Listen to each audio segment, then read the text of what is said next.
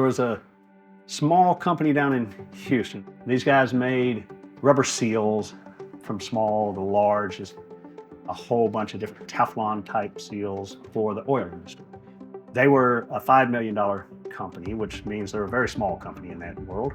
Only had 120 employees, and about 40 of them were slated to be laid off. We went in, and the president of the company said that he felt the reason that they were losing business, they couldn't gain any more business, was because it was taking them too long to answer a request for a quote on parts. If somebody from the field called them and said, I need these types of O-rings in this time frame, how much will it cost me?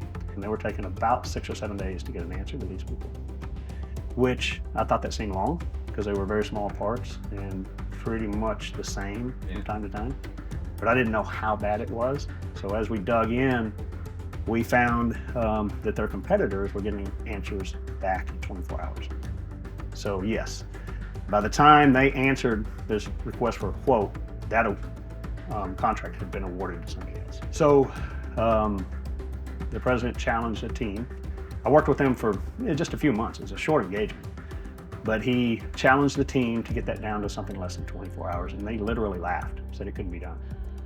So over the course of that couple of months, we did a lot of analysis, and it was a very similar problem that you would see in a manufacturing space where the phone would ring, the people would describe what they needed, the customer would. It would have to go to engineering to make sure that they had something like it or make modifications. Then it had to go to operations to see when it could be built. And then it had to go to estimating to see what the cost was. And then it had to go to a planner and then back to the person who would call the potential client and tell them.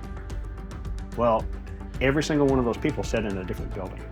And in every single building that you went into and looked at the desk where that incoming work was, there was a stack of papers. This went on the top.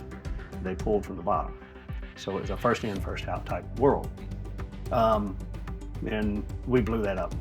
Over the course of about a week and a half, we tore down an entire interior of the building, put up new cube walls, and had cells where every single one of the players that had anything to do with responding to that RFQ was sitting side by side. We had 4 cells, and the idea was they never had more than 4 requests in work at a time. So we had slots on the outside, and it was first in, first out, but you never had more than 4. And everybody was sitting right there, so you weren't sitting in somebody's stack for days. On Thursday of the last day of that reconstruction, we were testing the system. Prior to deploying it, I was talking to the president, and he told me a story that he was at a party. It's a very small world. And there was a guy at the party who had put in a request that they gave back to him $1 million order. Big growth, 20% growth for a company their size. So he's excited, walks over to this potential customer and says, hey, do you like a quote? The customer said, I'm sorry, we awarded that contract. So he tells me this story, then he comes in and tells the team this and says, we have got to get better. We are going to drive ourselves out of business if we can't get better at this. So we're in Thursday afternoon, or Thursday morning rather, completely reconstructed process flow with visual indicators in place to say what was on schedule, what wasn't, where they needed help, and hit go. The phone rang at about 8 a.m. A request came in, the receptionist dropped it in one of the cells. About 45 minutes later, they handed it back to her. She picked up the phone, called them, and they won the contract.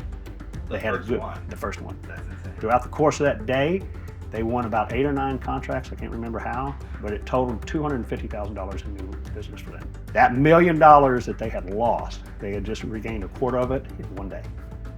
So the president pulls an all hands and tells everybody there that if you have a layoff notice in your hand, tear it up.